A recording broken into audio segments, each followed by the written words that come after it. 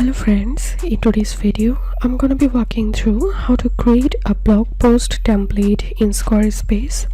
But before getting started this video, make sure to subscribe for 1 minute.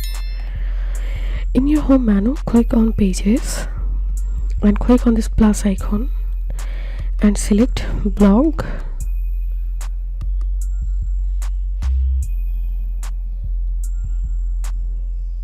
And here you will get some blog templates. You can select any of them. So I'm selecting here blog 4 template and enter here your blog template name.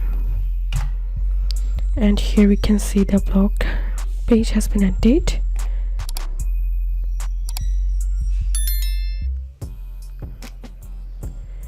So this is how we can add blog post template in Squarespace. If you think to see more Squarespace videos, please check the links in descriptions. If this video helped you, give a thumbs up and please consider subscribe to How to 1 Minute. Thank you for watching.